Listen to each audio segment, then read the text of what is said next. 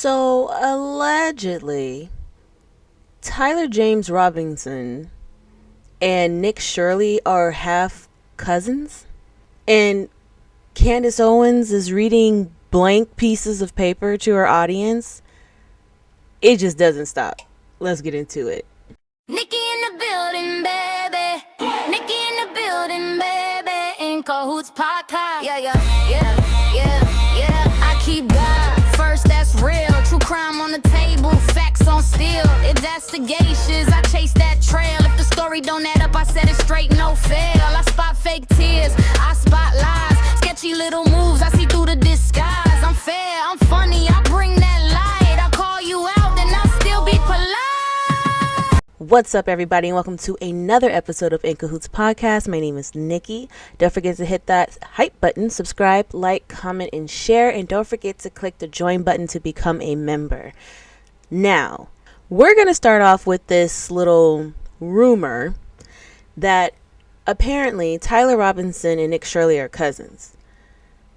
Half cousins. Apparently, Tyler Robinson's mother, Amber Jones Robinson, shares the same father with Nick Shirley's mother, Brooke T.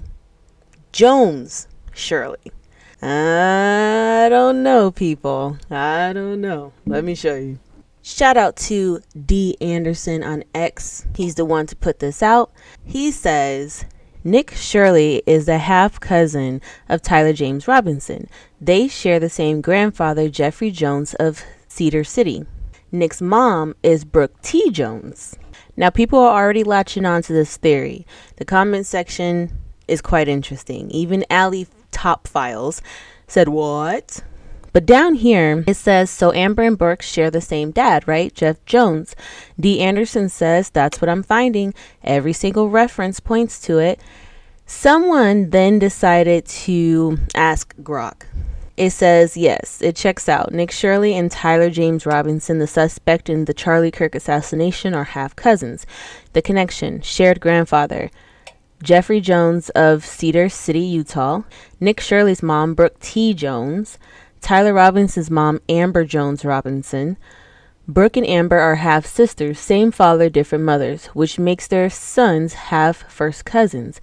This is consistent with public family details from the Cedar City, St. George, Washington County, Utah area, old newspaper clippings like the ones in the post showing Jones-Robinson family mentions, and genealogy-style records. The claim in the post you shared is accurate based on available public information.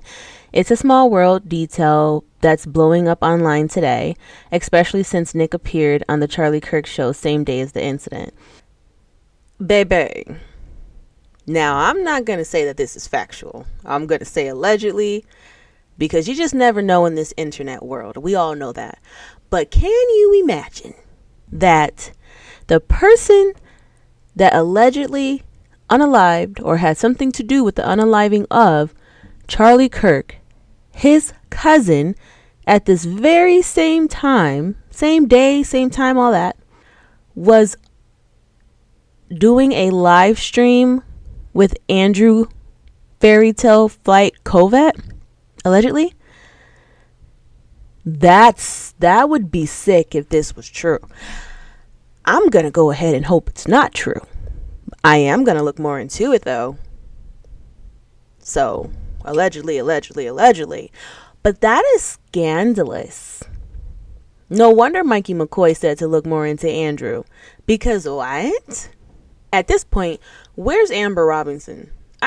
She needs to come here. She needs to come here. And she needs to tell us if this Brooke woman, Brooke Shirley, is her half sister, because we got questions. But yeah, guys, don't harp on it yet, okay? You never know. This could not be what we're thinking, but if it is, that's foul.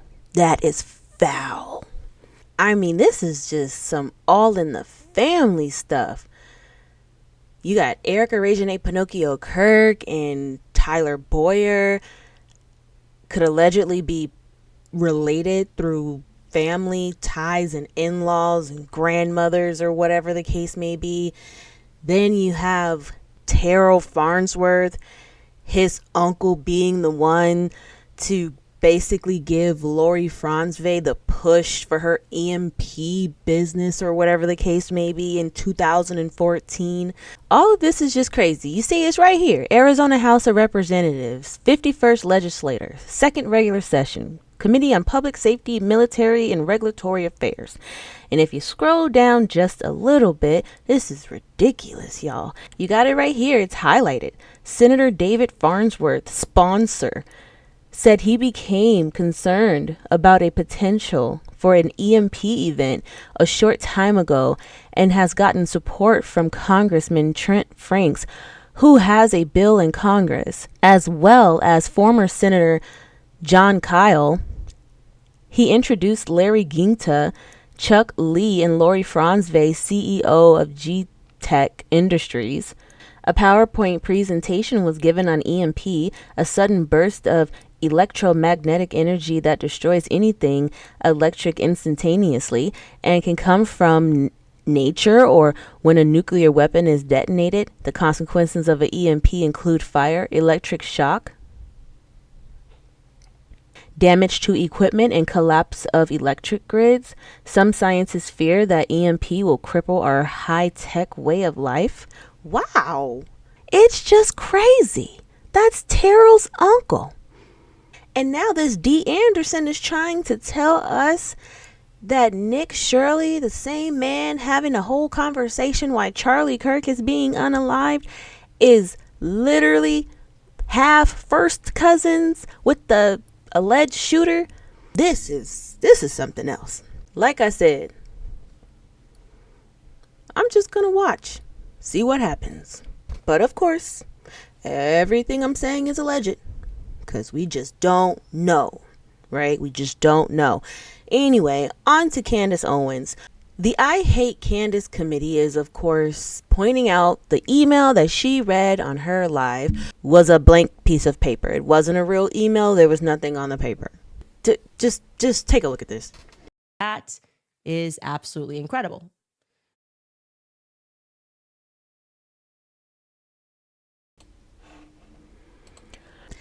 I don't know about you guys, but I knew from the moment she pulled out this piece of paper, even though she explained, how careful she had to be, they would know exactly who it was, all of this and that.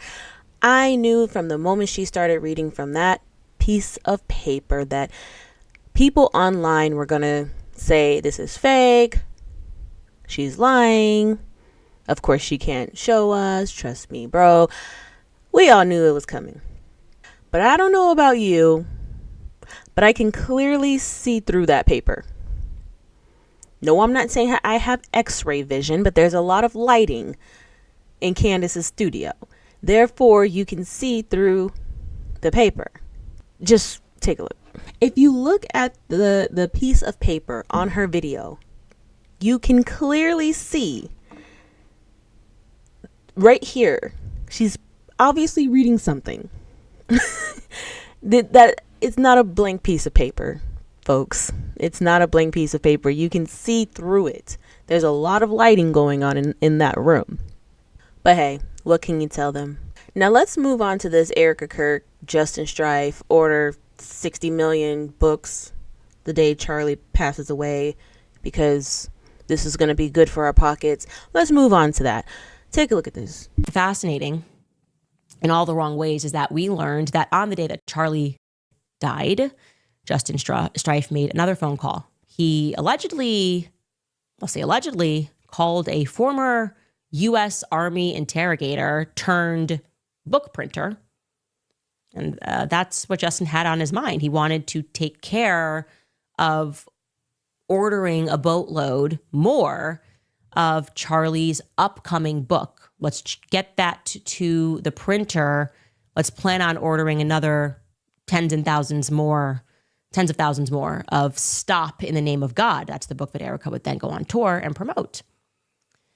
They had previously prepared to put in an order, I think, of 25 to 50,000 books. But just hours after Charlie died, Justin Strife apparently, reached out to the printer and said that let's order some more books. I'm going to ask Erika, and I'll call you back, but we're going to need to at least double that order. And he allegedly did just that. He reached out to Erika and got her permission. And then he immediately circled back to the printing agency and said, it's a go. Erika says yes. Child. I don't know what to say. Getting straight to work hours after your spouse passes away tragically is crazy. That is crazy. It's like they didn't waste any time. Every single second, minute, hour was extremely precious. Erika said, listen, my husband is dead. Not to be morbid, but he's dead. Get back to work. Like, I almost can't even imagine Erika just calling shots after her husband passed away. But apparently that's exactly what happened. It's like, you, 50,000 books, stat. You, 15,000 pounds of glitter. Don't get it wrong. You over there, I need 70,000 boxes of Kleenex. Hey, you, what are you sitting down for? I need 5,000 little bottles of eye drops. Make sure they're small. I don't want anybody to see them. Somebody call my assistant and tell them that I need my acting coach ASAP. It's only been a few hours, guys. We have to get this right. And everybody listen up, because you're all responsible for this, okay? I need 15,000 cues of pyro. And hold on, don't worry. Where are you going? Where are you going? I'm not done yet. Also, somebody get Hillsdale on the phone. I better be a doctor within the next 9 months. That's all you have. 9 months. Get to work. Turning Point 2.0. Go. What? The amount of things that has been done since Charlie has been gone is insane. Most women would still be curled up, balled up in a tiny little knot, crying, working as best as they can to be strong for their kids while trying to get them acclimated to the new life that they have to live without their father. Child. But like I said, I don't know. We're just going to have to see. We're just going to have to see where this goes and how this ends. And honestly, do you even think it's going to end? This investigation might just go on forever, even after the trial. And is Tyler Robinson okay? Has anybody checked on him? When is his trial? On the 18th, the preliminary trial? Ever since Lionel said that, in his opinion, they're going to unalive Tyler Robinson, because why would they want him to be able to take the stand, or even his family, or have the truth come out in any way, shape, or form? Ever since he said that, it really made me think. So I think we need to do wellness checks on Tyler Robinson at least every 10 minutes. We'll see, guys, but that's all I have for you today. I'm going to wrap this video up. Don't forget to hype the video for me. Hype. Don't forget to subscribe, like, share, comment. Let me know what you think of all of this mess. And also, don't forget to click the join button to become a member. As always, it's been real, guys. Until next time, my name is Nikki. This has been In Cahoots Podcast. Bye.